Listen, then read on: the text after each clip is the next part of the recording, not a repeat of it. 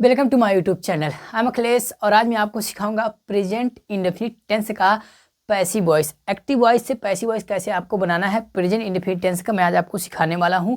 आपको ध्यान से इस क्लास को देखना है, पेन कॉपी लेके बैठना और इसको आपको नोट करना है, ठीक है। उसके बाद आप क्लास को पूरा देखेंगे, अंत में आपको समझ में आएगा कि प्रेजेंट इंडेफिनिट टेंस का पैसिव वॉइस बनाना तो बहुत ही आसान है, बहुत ही आसान से चुटकी में आप बनाएंगे, ठीक है। बस आप इस क्लास को पूरा देखिए, ठीक।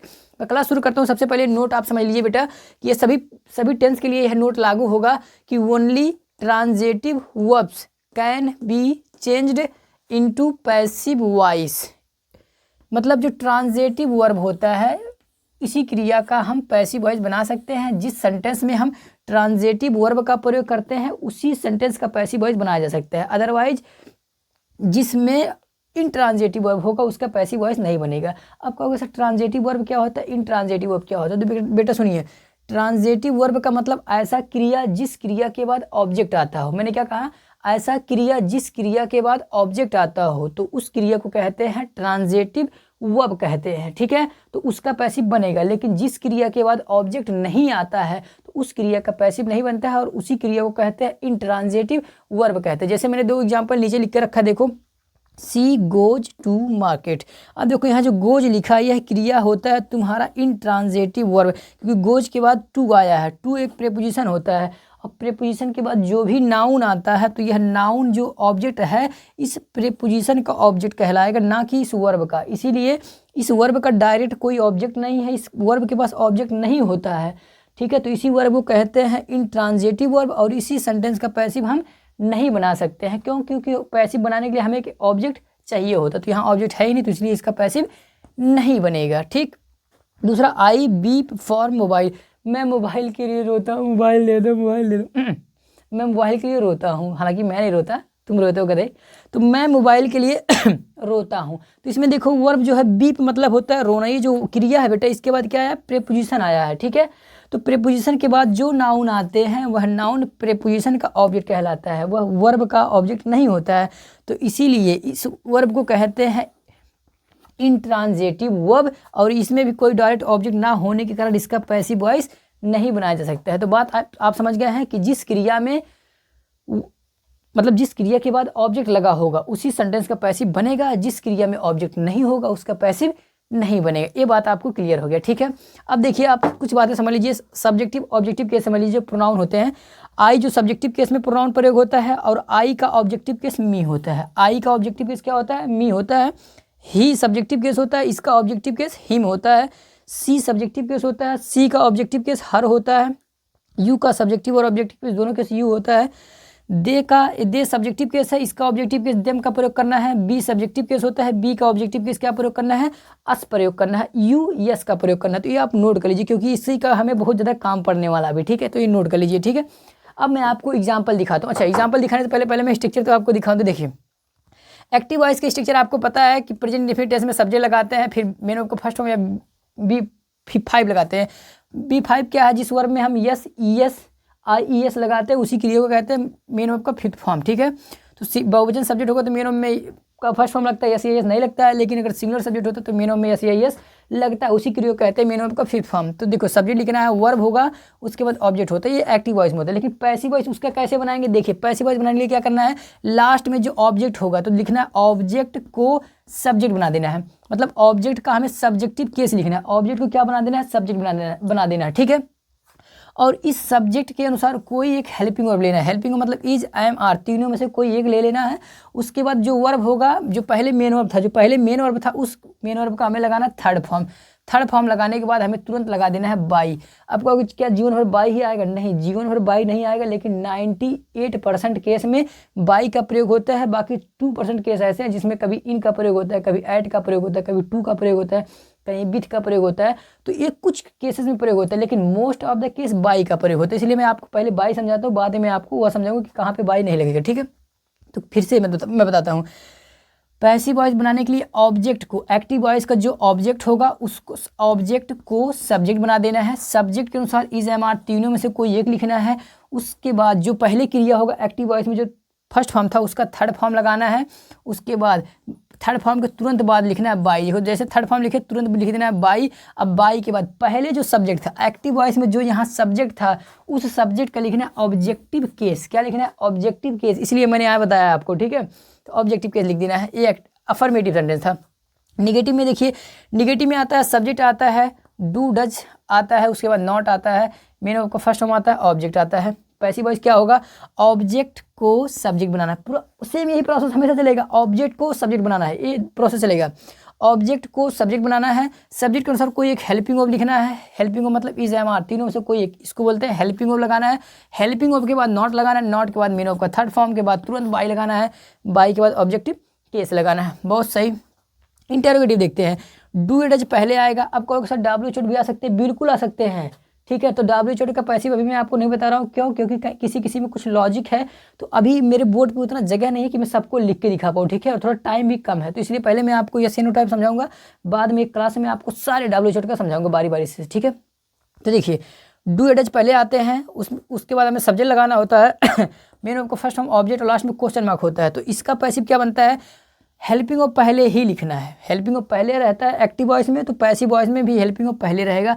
लेकिन क्या करना है हमें? ऑब्जेक्ट को जब सब्जेक्ट बना देंगे तो सब्जेक्ट के अनुसार जो हेल्पिंग वर्ब लगना होगा उसी को हम लगाएंगे, ठीक है। ये नहीं कि अगर वहाँ डज था तो यहाँ इज लगेगा, ऐसा नहीं है। जो सब्जेक्ट बनेगा इस सब्जेक्ट के अनुसार हमें हेल्पिंग वर्ब लगाना है। उसके बाद हेल्पिंग वर्ब के बाद थर्ड फॉर्म, सब्जेक्ट के बाद थर्ड फॉर्म लगाना है, और थर्ड फॉर्म के बाद बाई आएगा, बाई के बाद ऑब्जेक्टिव पे लास्ट में क्वेश्चन मार्क लगा देना है। इंटरोगेटिव एंड नेगेटिव, डू या डज लिखना है। डू या does subject, not main verb को फर्स्ट फॉर्म ऑब्जेक्ट, लास्ट में क्वेश्चन मार्क। इसका पैसिव क्या होगा? हेल्पिंग वर्ब यहाँ पे भी पहले आएगा, ऑब्जेक्ट को सब्जेक्ट यहाँ पर भी बनाना है। अब ये सब्जेक्ट नहीं बन जा रहे हैं, बस सब्जेक्ट के रूप में एक काम करते हैं, लेकिन सब्जेक्ट रियल में नहीं होते हैं, ठीक है। तो ऑब्जेक्ट को सब्जेक्ट बना देना है, नॉट लगाना है, नॉट के बाद मेन वर्ब का थर्ड फॉर्म बाई लगाना है, बाई के बाद ऑब्जेक्टिव पे लास्ट में क्वेश्चन मार्क लगा देना, ठीक है। अब मैं आपको सबका 5-5 एग्जांपल दिखाऊंगा ताकि आपको affirmative, negative, interrogative and negative सारा अच्छे से समझ में आ जाए। फिलहाल के मैं थोड़ा सा हट जा रहा हूँ ताकि आप अच्छे से स्ट्रक्चर नोट कर लीजिए। वीडियो पोज करके या स्क्रीनशॉट मार, जैसा आपको मर्जी कर नोट कर लीजिए, ठीक है। अब मैं आपको एग्जाम्पल दिखाता हूँ। मैं उम्मीद करता हूँ कि आप ये सारा नोट कर लिए होंगे और ऑब्जेक्टिव केस भी आप नोट कर लिए होंगे, ठीक है। अब मैं आपको एग्जाम्पल दिखाता हूँ। तो मैं अफर्मेटिव से शुरू करूँगा और सबका मैं 5-5 एग्जाम्पल्स आपको मैं दिखाऊँगा, ठीक है।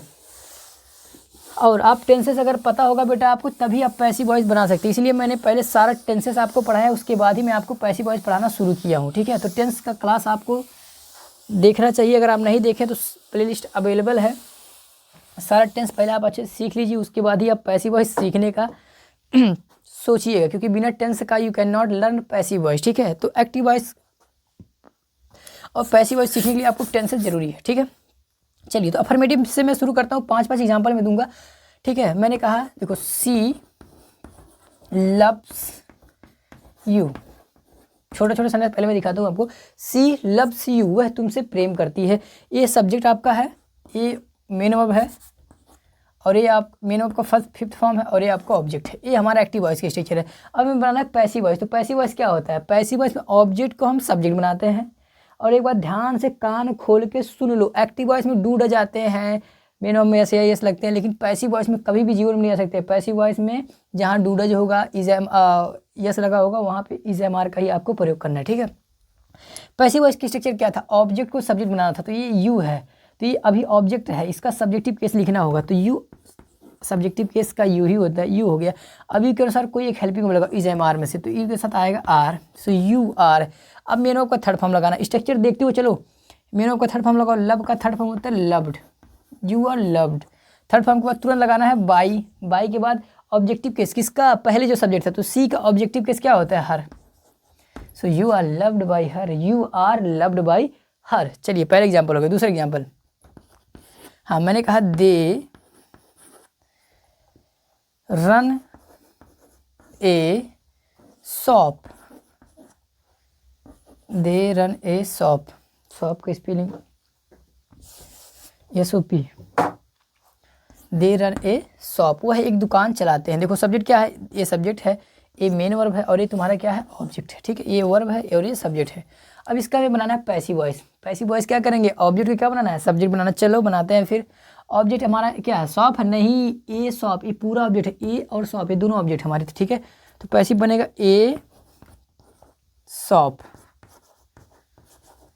ये शॉप सिंगुलर है, जहाँ आर्टिकल ए लगा तो ए मतलब सिंगुलर ही होता है, तो ए शॉप इज, अब रन का थर्ड फॉर्म रन ही होता है, ये शॉप इज रन बाई, अब दे का ऑब्जेक्टिव केस अभी मैंने लिखा था, दे का ऑब्जेक्टिव केस होता है them, A shop is run by them. ठीक है, चलो 3 एग्जाम्पल भी और दिखाता हूँ मैं आपको, नोट करते चलिएगा आप लोग। अगला एग्जाम्पल, 2 एग्जाम्पल हुआ है, 5 एग्जाम्पल, ओहो दिक्कत हो जाएगा लगता है, कॉपी थोड़ा छोटा पड़ रहा है मेरा। ठीक है, अब मैं इधर लिख रहा हूँ, थोड़ा एक ही साइड में हो जाएगा। चलिए ठीक है, मैं कह रहा हूँ आई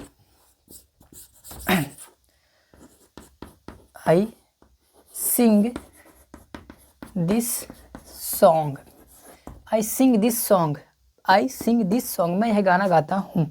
ठीक है, इसका पैसिव वॉइस बनाना है, तो ऑब्जेक्ट कहाँ है, दिस सॉन्ग, सॉन्ग नहीं है दिस सॉन्ग है, तो पैसिव वॉइस में ऑब्जेक्ट लो पहले, तो दिस सॉन्ग, ये ऑब्जेक्ट को मैंने सब्जेक्ट के रूप में रख दिया। अब क्या लिखना है, इसके अनुसार एक हेल्पिंग वर्ब लगाना, तो क्या आएगा, इज, दिस सॉन्ग इज, सिंग का थर्ड फॉर्म होता है संग, SUNG, संग, दिस सॉन्ग इज संग, थर्ड फॉर्म हो गया, थर्ड फॉर्म को तुरंत बाई लगाना होता है, तो बाई, ओहो चौक को क्या हो गया, वो नाराज हो गया क्या, चलो बाई, BY, बाई हो गया। अब आई का ऑब्जेक्टिव केस क्या होता है, me, this song is sung by me, this song is sung by me. चलिए एग्जाम्पल नंबर 4 एग्जाम्पल, मैंने कहा बी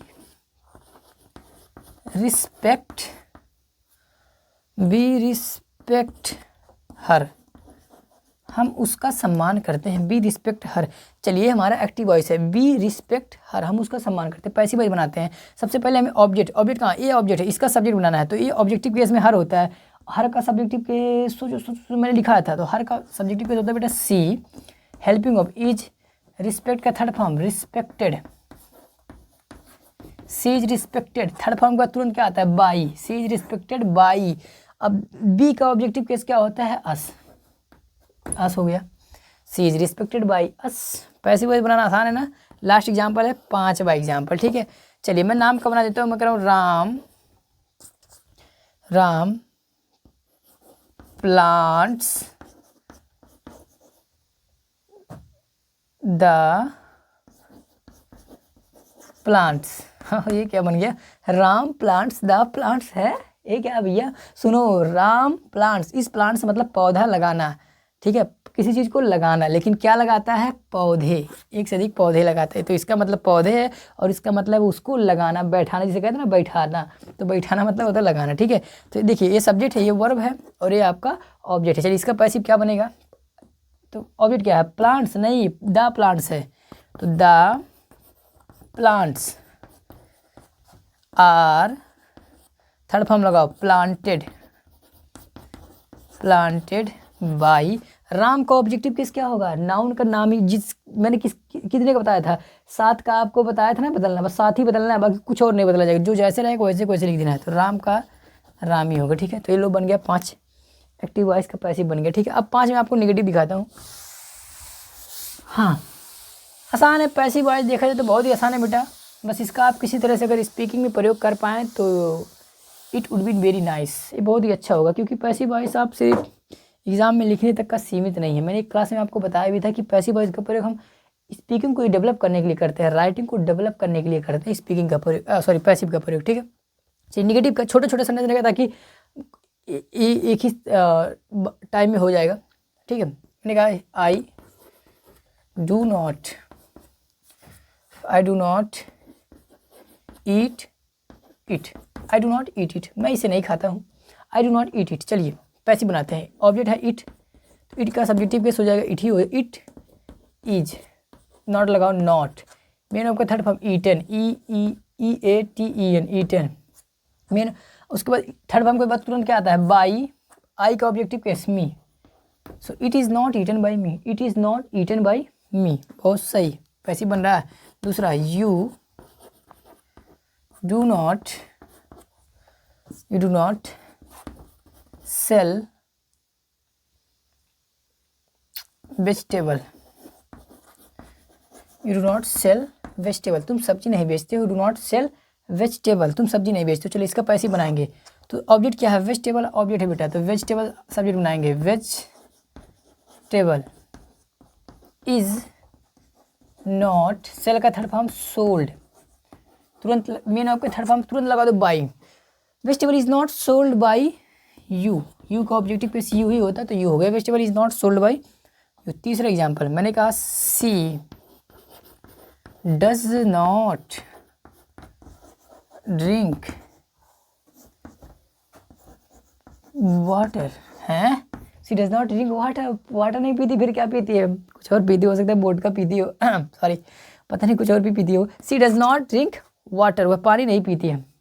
ठीक है, सेंटेंस है फिलहाल बेटे तो इसका बनाते हैं। वाटर क्या हमारा ऑब्जेक्ट है तो सब्जेक्ट बना लेंगे, वाटर इज नॉट, ड्रिंक का थर्ड फॉर्म होता है drunk, DRUNK drunk, by she का ऑब्जेक्टिव केस हर होता है, water is not drunk by her. Example number 4 he does not like me है, he does not like me, कौन नहीं पसंद करता जी, तोड़ देंगे हाथ, कौन नहीं पसंद करता मुझे, तोड़ देंगे हाथ तुरंत। हाँ, ही डज नॉट लाइक मी, वो मुझे पसंद नहीं करता। चलिए इसका पैसे बनाते हैं। ऑब्जेक्ट क्या है मी, तो मी का ऑब्जेक्ट क्या हो जाएगा, सब्जेक्ट क्या बन जाएगा, मी बन जाएगा, है गलत हो जाएगा भाई साहब, क्योंकि मी बेटा ऑब्जेक्टिव केस होता है। ठीक है, इसके पहले नाउन रहेगा तो नाउन नहीं बदल रहा है, लेकिन प्रोनाउन जो होते हैं इसका केस बदल जाता है। ठीक है, तो इसलिए मैंने आपको बताया था कि सब्जेक्टिव केस में क्या लिखना है, ऑब्जेक्टिव केस में क्या लिखना है। तो मी का ये ऑब्जेक्टिव केस में लिखा जाएगा, लेकिन सब्जेक्टिव केस इसका हो जाएगा आई। तो I am not liked by her, अच्छा ही है तो हिम हो जाएगा। I am not liked by him, मैं उसके द्वारा पसंद नहीं किया जाता हूँ। लास्ट एग्जाम्पल है, मैंने कहा they do not play PLAY game, they do not play game, way game नहीं खेलते हैं, खेल नहीं खेलते, they do not play game. चलिए तो the game is not PLAYED played, third form के बाद तुरंत बाई, बाई दे का ऑब्जेक्टिव केस क्या होता है बेटा, देम। लो 5 एग्जाम्पल मैंने आपको इसका दिखाया, तो सब आसान है, बस आपको कुछ नहीं करना, स्ट्रक्चर जैसे मैंने आपको दिखाया स्ट्रक्चर उसी के अनुसार देखते हुए पहचानते हुए इधर उधर करते रहोगे, दिमाग ऑटोमेटिक काम करना शुरू हो जाएगा। ठीक है, अब मैं एग्जाम्पल क्लियर करता हूँ, मैं आपको इंटेरोगेटिव दिखाता हूँ 5 एग्जाम्पल। इंटेरोगेटिव भी आसान है, पहले मैं आपको ऐसे नो टाइप का ही दिखाता हूँ, डबल फैमिली टाइप का मैं आपको एक ही बार दिखाऊंगा, क्योंकि उसमें कुछ लॉजिक होते हैं, दूसरा लॉजिक लगाना पड़ता है। ठीक है, हाँ, और थोड़ा टाइम का भी यहाँ पे कम है। ठीक है, तो चलिए मैंने कहा do you buy a pen, do you buy a pen, क्या तुम एक कलम खरीदते हो। चलिए इसका पैसिव बनाते हैं, तो do you buy a pen. अब देखो आप इसका पैसिव कैसे बनेगा, पुराना नियम वही है बेटा, ऑब्जेक्ट को सब्जेक्ट यहाँ पर भी बनाना है, हमें सब्जेक्ट के पहले हेल्पिंग ऑफ लगा देना है। तो हमें पता है ऑब्जेक्ट क्या है, यहाँ पे ए पेन ऑब्जेक्ट है, ये सिंगुलर है तो ये सब्जेक्ट बनने वाला, तो इसके पहले क्या लगेगा, इज लगेगा, is a pen, is a pen. Main of का थर्ड फॉर्म लगा लो, बाई का थर्ड फॉर्म होता है bought, BOUGHT bought, by you का तो यू ही रहेगा। लो हो गया, लास्ट में क्वेश्चन मार्क बन गया sentence, is a pen bought by you. अगला मैंने कहा डज माई फादर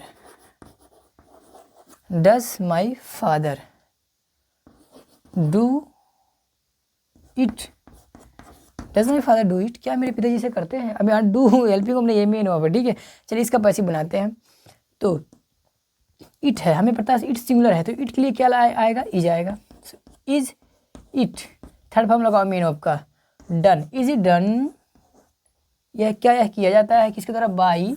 अब देखो बाई लिखा माई फादर, तो माई बदलने के लिए कोई नियम मैंने बताया नहीं, बताया ना, क्या नियम बताया, सिर्फ आई को बदल, आई का मी कर देना है या मी का आई कर देना है, समय के अनुसार आई और मी बदलेगा, ही और हिम बदल सकता है, सी और हर बदल सकता है, बी और अस बदल सकता है, दे और देम बदल सकते हैं, बाकी और कुछ नहीं बदलेगा। ठीक है, तो माई नहीं बताया तो इसलिए बाई माई फादर, लास्ट में क्वेश्चन मार्क है तो क्वेश्चन मार्क लग जाएगा।